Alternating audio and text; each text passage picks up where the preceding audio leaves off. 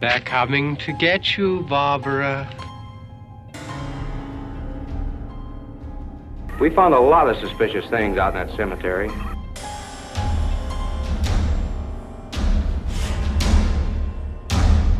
Malignant demons who issue forth from their graves in the dead of night to attack their victims and drink the blood from their veins.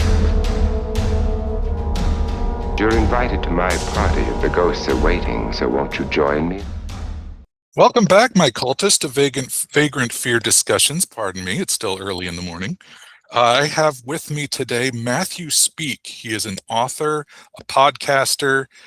He's been in some films, he's shot some films, and generally all-around fun Iowa native who relocated, one of the few survivors that got out of Iowa and is now living in California. Some of his books, the wonderful thing is he writes his stories so far based in Iowa, where he grew up. So we have books like Devil's Glen, Crow Creek, which we're both from Bettendorf, so these are locations I know of intimately. And then his most recent book, which I had the privilege of pre-reading and giving my thoughts on, was The Last House, which took place in Maquoketa, Iowa. Hello, Matthew. How are you? Hey, I'm good. How are you? I'm doing well. Been a while, but good to talk to you again. So, first off, let's just give me a little intro about you and what got you into writing the horror that you do.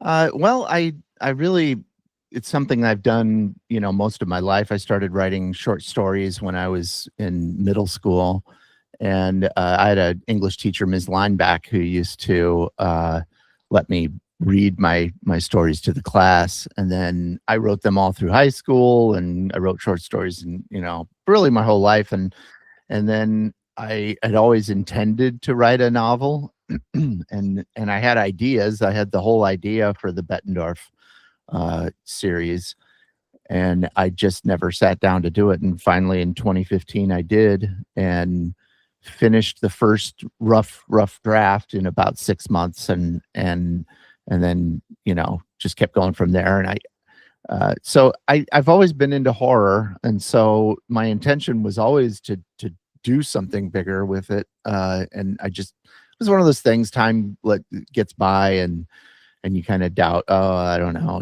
and you just don't do it. And so when I finally sat down to just do it, then I was able to finish it. Nice. So yeah. So all of your books so far have taken place in Iowa, correct? Yes. Yeah. Okay. So, and the first two were in Bettendorf, where you grew up, right. Where I grew up.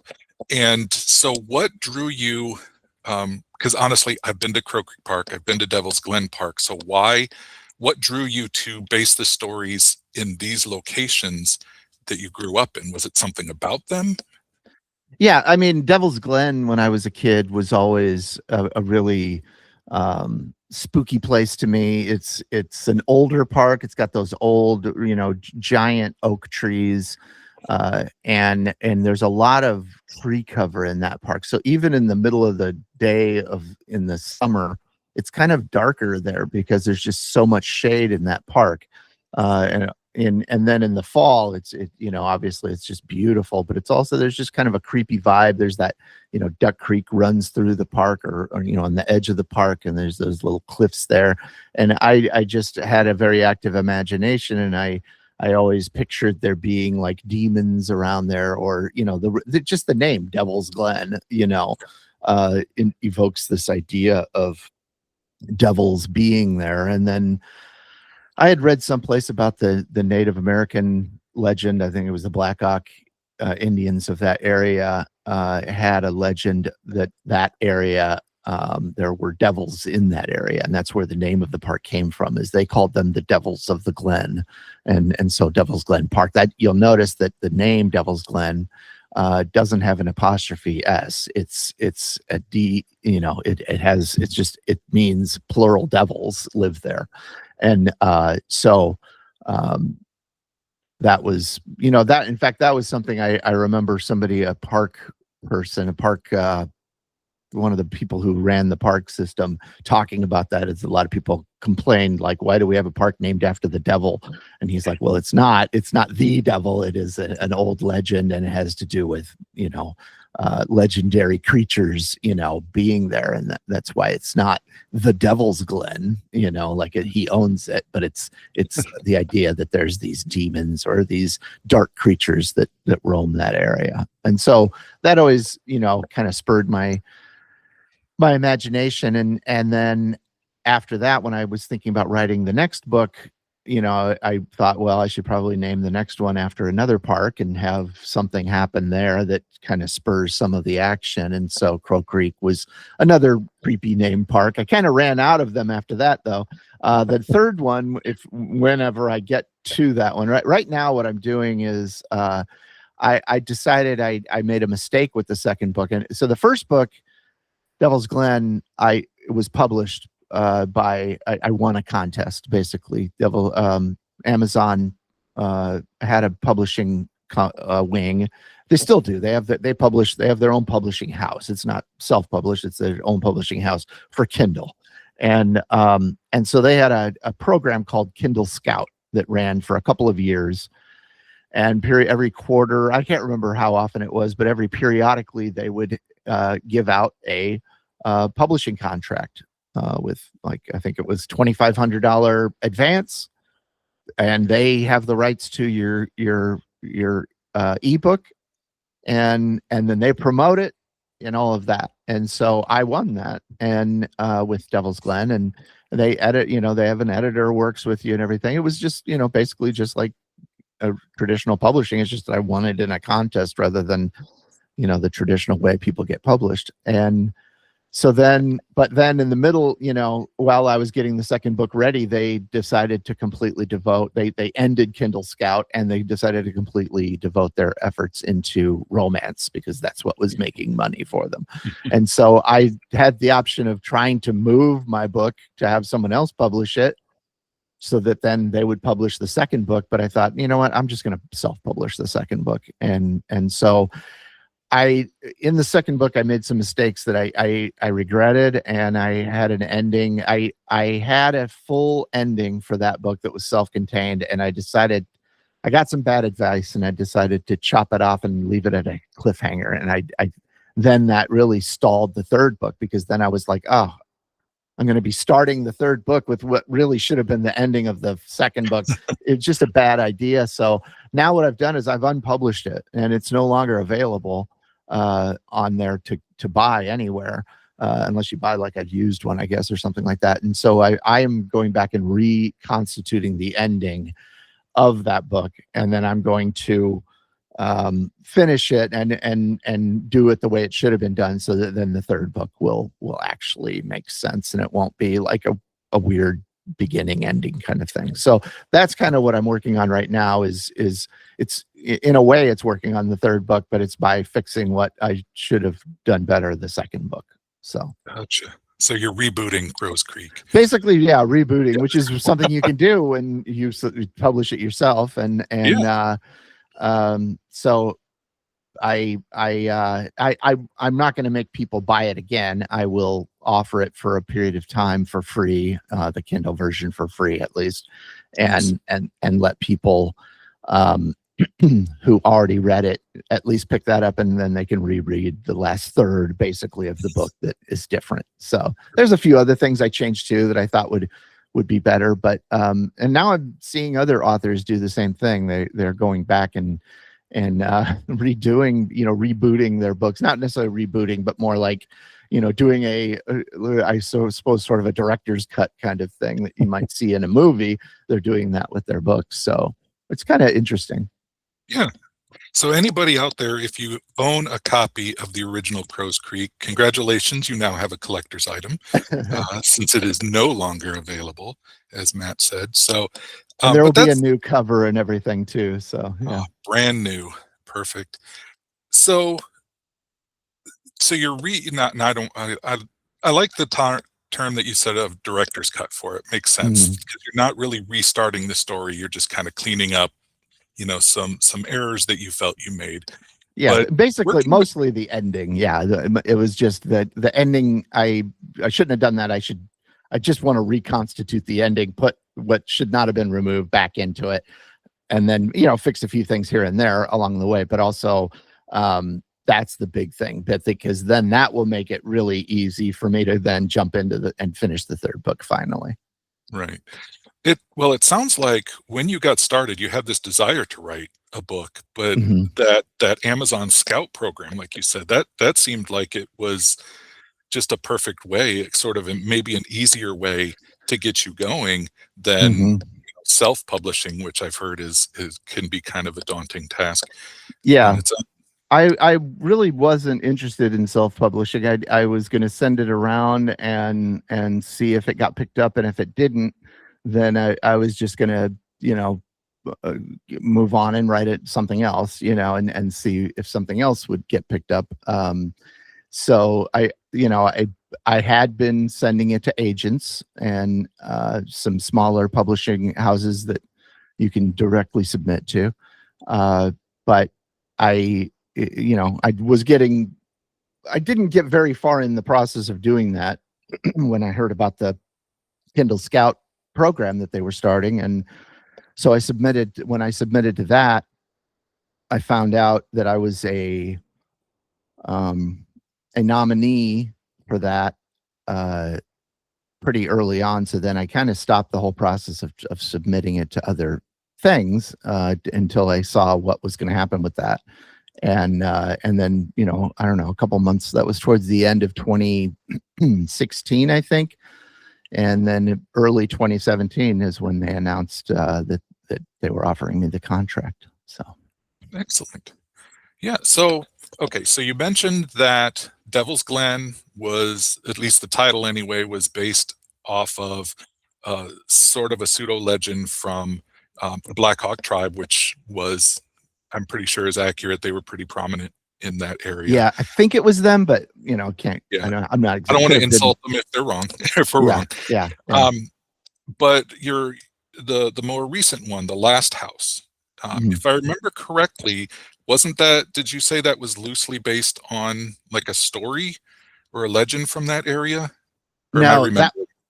yeah, no, that one was based, it was really just based on my own brother and his wife's experience. Not, I mean, the events that happened in it weren't true, but they moved from Davenport, and they did have a house that they believed was haunted in Davenport, and they had a lot of crazy experiences there. This older house, and they moved from there and built their own house in Makokata. And so um that was really the start of that. And really, my sister-in-law, Valerie, she came up with the idea. She said, what, I have an idea you should write. What if a family, just like this happened, and then they get there, and then there's something in the woods, because they bought like 7 acres of this woodland property outside Makokata, out in the middle of uh, farm areas, but there's this wooded area, and they bought 7 acres there and built their house there. And they had to run all the power out to everything. There wasn't really anything there for them. And so she said, what if a couple left a haunted house only to go someplace else and have there be something there too? And so that was just the idea that started it all. But it really doesn't have anything to do with anything that actually happened in Makokata for that one. No. Yeah. Not that it couldn't. I mean, for those of you Yeah. who haven't been out there, Makokata itself is known for the caves that are out there. It's a big, kind of an Right. Iowa touristy thing. But there is a lot of open area, a lot of farmland, a lot of wooded Yeah. area out there.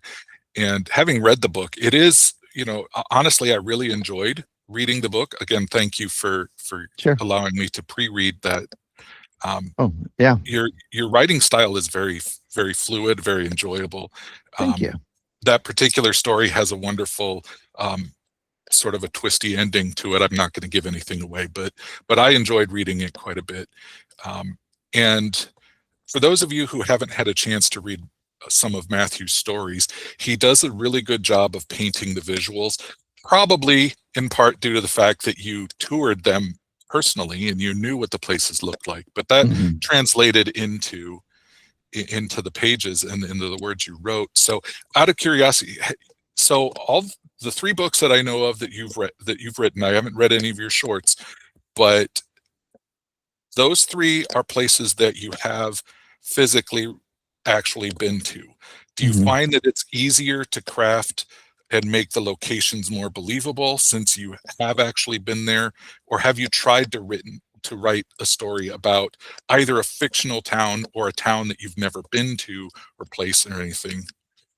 No, I have. I mean, I wrote a short story that was published in an anthology, and actually, it was performed by the No Sleep podcast like 5 years ago. I resubmitted it to them, and they were like, "Hey, could you change this from a short story and make it more like a teleplay kind of, or a radio play kind of thing?" I don't know if you've listened to them, but they perform stories, and so I that one was not set. I mean, I think I pictured it in Bettendorf, but the setting was all in one house, and I was picturing my own house I grew up in. So yeah, I definitely I don't think I've written anything about a place I've never been to before. Now, Makokata, I haven't been there very often, but I know it well enough to know my brother's property, and I know like the gist of how the town is set up. Some things I had to look up on the map and figure out like where the police station was and things like that. But for the most part, I had an idea of all those things. So definitely, it's easier to write what you. I mean, I think that's the cliche. You write what you know. It's easiest that way to write, especially when it comes to setting. Obviously, I think anybody probably pictures characters, and bases them at least on a few people they know, maybe. But in terms of setting, it's so much easier if you don't have to like come up with like an abstract setting in your own head and keep it straight, like where everything is in relation to everything else. So I would imagine that anything I write from here going forward would be set probably in the Quad Cities, but maybe at some point I will write something out here in terms of books. My short films have all been, well, they haven't all been set out here, but they generally have. Yeah. Right. Well, first off, I'm going to give a shout out to your sister-in-law for giving you the idea for the book. Give her credit where credit's due. Yeah. But you also talked about a podcast. So you are a co-host for Cinescare. Right. So for those who haven't heard, I'm pretty sure, because I've listened to it on Amazon Music, and I'm sure you could get it off of other streaming platforms as well. But what is the Cinescare podcast? It's a podcast devoted to horror movies and horror TV. Now that there's more and more horror television, we talk a lot about horror television as well. But it's devoted to we basically watch horror movies as they come out and review them, talk about our opinions of them, and then we also have a theme every week that we do based on whatever. It could be a franchise, like we did the Halloween franchise over a couple of episodes, or it could be just a a theme like body horror or ghosts or something like that, religious horror. We've had a million different themes, and then we find movies, 3 movies. We used to do 5 every 2 weeks, but we've cut it down to 3. So now we do 3 movies, and it comes out, the episodes come out every 2 weeks. We do that theme, we talk about those movies. Usually it's movies we've never seen before, but not always, but usually. And then recommend them or not recommend them. And yeah, and then just have some fun. We've got Joe Jans is the other co-host, and then we also have Catherine Horan, who was basically just a fan of the show, and we had her on once, and then she joined us this past fall. And Mark Piscati, who Joe and Mark and I we all met each other at St. Ambrose in the 90s when we went to college there. So and we just have fun clowning around, making fun of Mark and things like that. So 3 Quad City boys got together and wanted to just talk about horror movies. That's right. Yeah, nothing wrong with that. And yeah, I like the themes that you do. There's some videos, and I can't remember which one of you. I know it wasn't you, but I did see a video where one of you ate the dreaded chip. One chip challenge. The one chip challenge. That was Mark. That was Mark. That was Mark. Yeah. Oh, yeah. Hopefully he doesn't do that again. I did it once after he did it. I did it once and I will never do it again. It was, and I like spicy food. I eat, like, I'll eat food and my friends are like, you can handle that, but the one chip is very, very different. And so I was like, my lips were in pain for a good half hour after I did that. So, but he did it twice. Oh. And I don't know. He's a glutton. So, but yeah, we have little things like that, little goofy things. It's a fun group, and he's he's a great part of the show. Yeah. For if you can look it up on YouTube, which is, I think, where I saw it from. I think that little clip that I watched might classify as body horror. So it might, yeah. Poor Mark looked. Yeah. His pain was palpable. Yeah. I am not endorsing this chip. Vagrant Fear has nothing to do with promoting the one chip challenge. I don't do even it on know. your own, and I don't care. I don't think it's available anymore. I think somebody really got injured by it or something. I heard. I don't know if it is or not, but I had heard that they were going to be taking it off the market. I'm not sure if that's true or not. But I haven't heard either. That doesn't surprise me, because they're not joking. And I eat spicy food as well. I love hot sauces. Yeah. But that is something I never wanted to dare. So, it's good job, a Mark, different level. Stupid and trying it twice. One of the, almost the worst part of it is how bad it tastes. It just tastes awful. It's like eating. It was really like eating a chip that had been dipped in mud. It tasted like whatever they did to. I don't know if they purposely made it taste bad so people wouldn't just chow down on them or whatever, but I don't know how that would, but, or if it was just all the spices they put on there made for just a horrible taste. I don't know. Yeah. So in all of the podcasts that you've done, you said you've gone through either, like you said, you've done the horror or the Halloween franchise, you've done themed, whether it be ghosts or body horror or whatever. Out of curiosity, since at this point, with all of the shows that you've done, I'm betting you have watched a lot of various horror movies. Yeah. What sticks out in your head as perhaps what you might consider the best horror movie you have watched? I mean, that's a hard one, but I mean, my favorite horror movie is Halloween.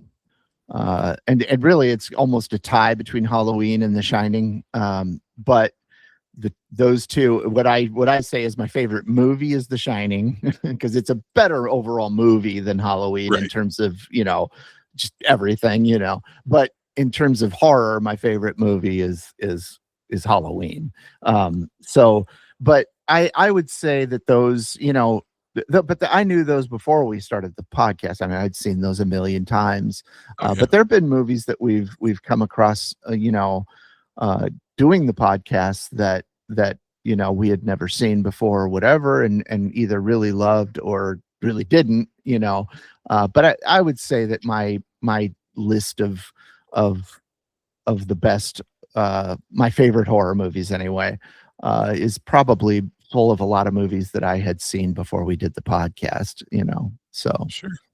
Yeah. And I'm sure you've run across some real stinkers of yeah. movies, Yeah, there's I think the worst movie, and I think we all agree with this, that the worst movie we've ever seen was a movie called Zombex. And I think probably one of the only reasons it got made was because Corey Feldman was in it. And it wasn't that long ago. It's an older Corey Feldman, but he was in it for about one scene, I think, maybe something like that.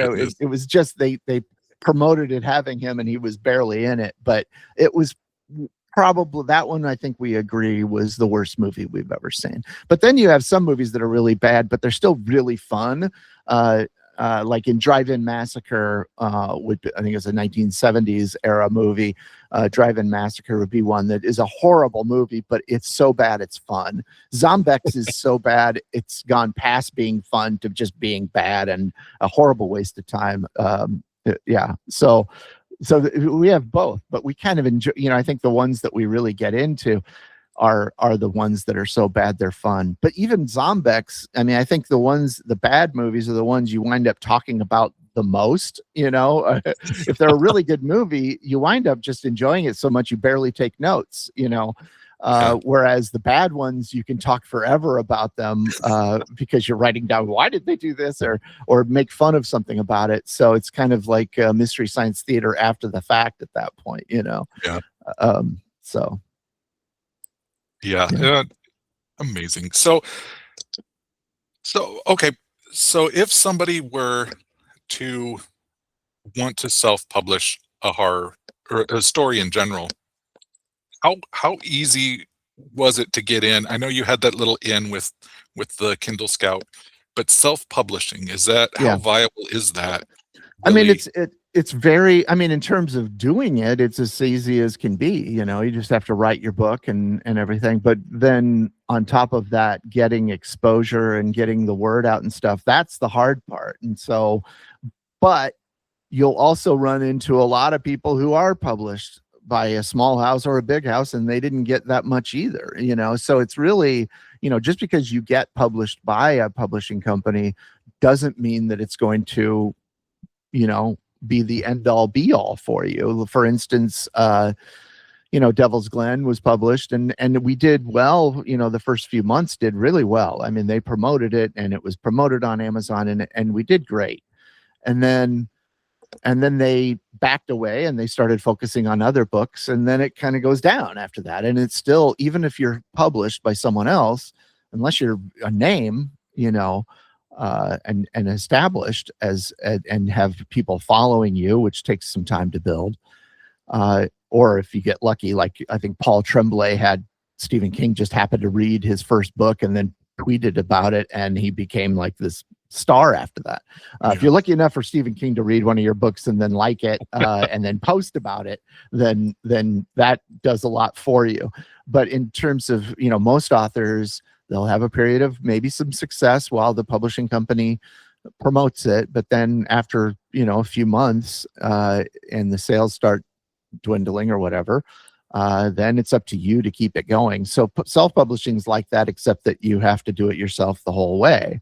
And you've got to spend some money if you want, people to read your book. And then of course also, you have to, as long as it's edited well and all of that, you've got to, you can't just expect that you're going to be able to do it yourself. You've got to have an editor, and that costs some money and all of that. But in terms of like just doing it, it's as easy as could be. You could write anything right now. And there are people who do. There are people who just write whatever, and then they maybe use their spell check or whatever, or maybe Grammarly, which those programs, by the way, are getting pretty frighteningly good at editing. I haven't tried having AI edit anything for me, but I would imagine they're pretty good too. So I would imagine a lot of human editors are fearing the advancement of AI right now. But in terms of just being able to do it, it's easy. You just Amazon makes it very easy, especially if you want to self-publish through them. You just go in and they, they'll even provide you an US or not USB, an ISBN number, and they'll do all of that for you. And then you just have to get so it's very easy to do if you want to do that. It's not easy to get exposure, to get, people reading your book, aside from friends or people who know you, or whatever. But in terms of just getting random people to buy your book, that it takes a lot of work. It takes a lot of marketing, and it takes some money too. You got to spend some money on Facebook ads or Instagram ads or, whatever, or whatever other kind of, there are self-publishing services out there that will promote for you for some money, if you pay them. So you could do it as easy as $0 practically, and just publish it and just be happy that your book is out there. Or if the more you spend, the better chance you have of more people reading it, at least. So it's never been easier to do any of these things. It's never been easier to make short films, never been easier to write books or get published and things like that than it is right now. Yeah. So throwing that out there after you did that, Cultists, I love Matt's work. So Matt, where can my listeners find your books? Obviously Amazon. Really any of the barnesandnoble.com or any of the online vendors.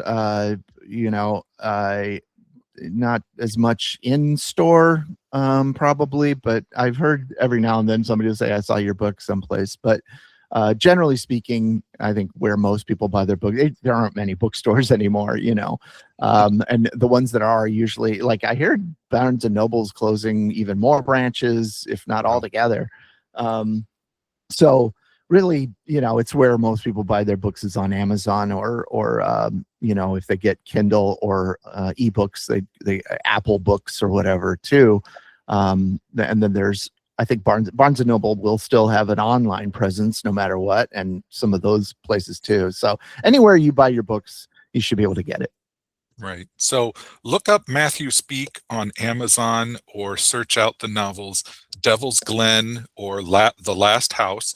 If you can find, if you go to your used bookstores and you get a copy of Crow Creek, read the original. So then when Matt finishes the updated version, you can compare and contrast and see, oh, this is so much better now that he finished an ending and everything like that. Yeah. So yeah, I do recommend it. And there, like I said, Matt, you have a very easy writing style to read. Thank you. I think when I read that copy of Last House, I think I popped through it in a couple of days on the Kindle. It was a good read, but it wasn't. It's not like you're reading a Stephen King novel where you're just trying to pour through the pages. No offense to Stephen King, but he has a very different writing style. Yeah. And where can we listen to the Cinescare podcast? Wherever you listen to podcasts, we're on Apple Podcasts, Spotify, Google Podcasts, or whatever they have, whatever their thing is now that they use podcasts for. I think it's changed a few times, but anywhere you listen to your podcast, you search us up, Cinescare Horror Podcast, and you'll find it there. Perfect. So, okay, to finish up here, you're working on rewriting Crow Creek. Sorry, I live there. I can't even say it right. What else are you working on? Anything else besides the book and your podcasts? Yeah, I have just finished editing our third short film titled "The Decoration," about a guy in Minnesota. It's set in Minnesota.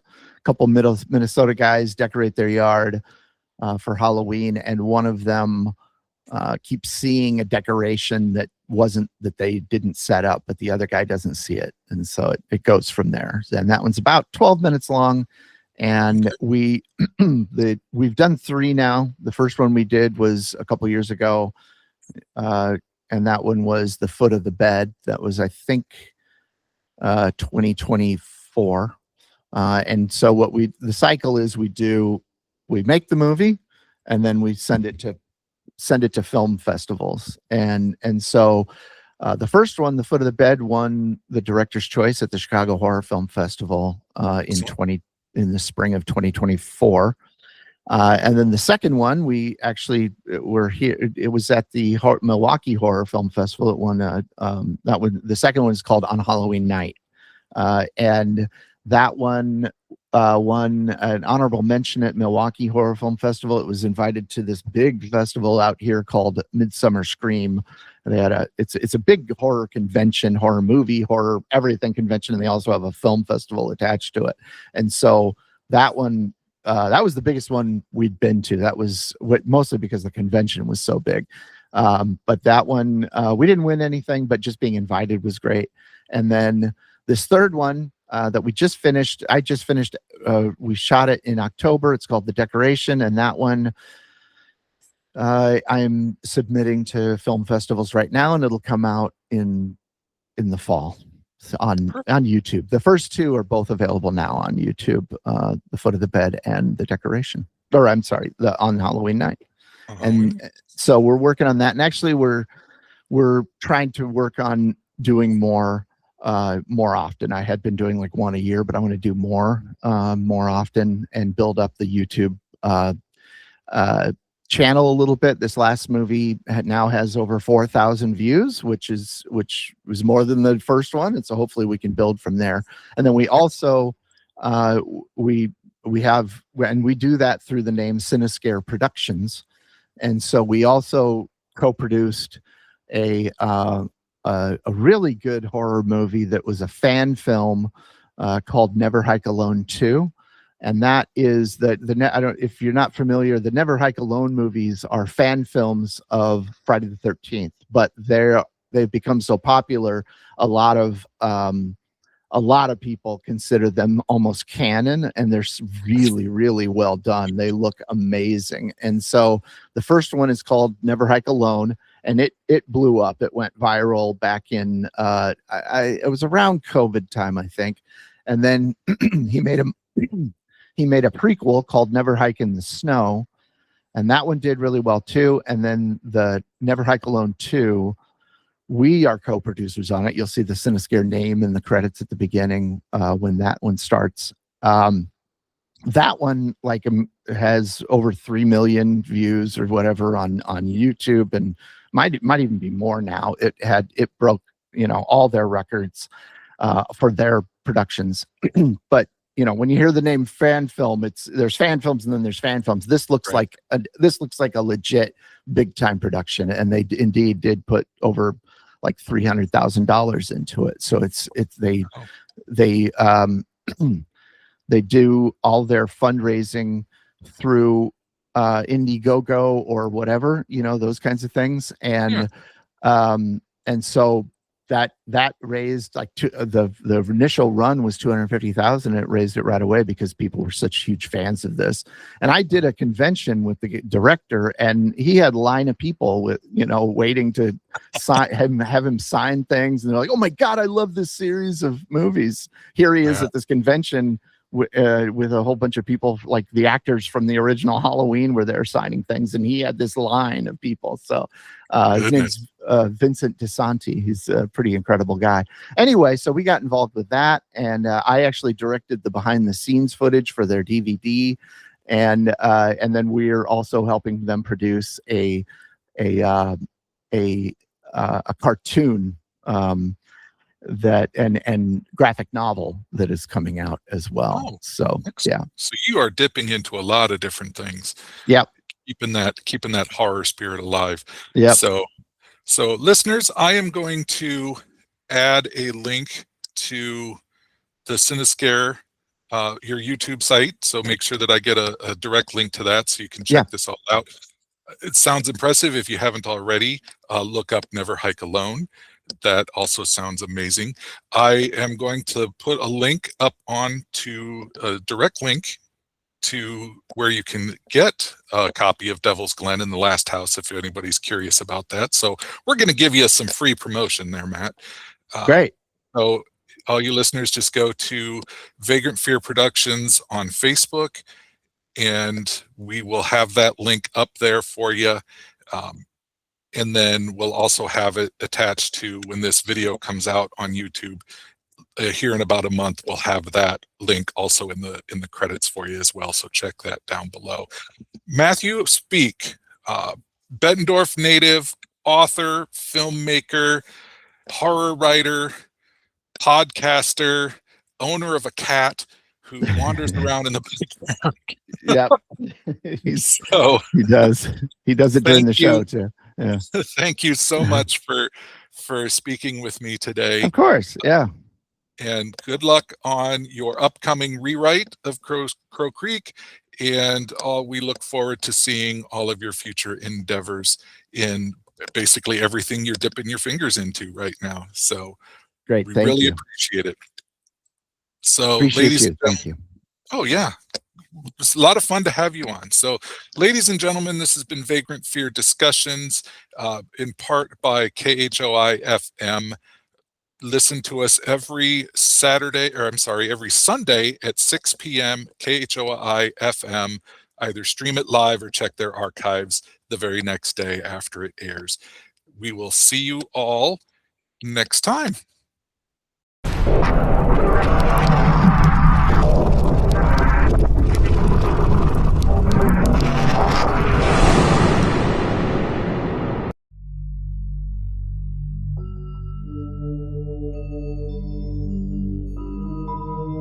Tonight's episode of Vagrant Fear Discussions is brought to you by Vagrant Fear Productions and KHOI 89.1. Your host was David Detlefs. Music included Day of Chaos and Dopplerette by Kevin MacLeod, Incompetech.com, licensed under Creative Commons by Attribution 4.0 license.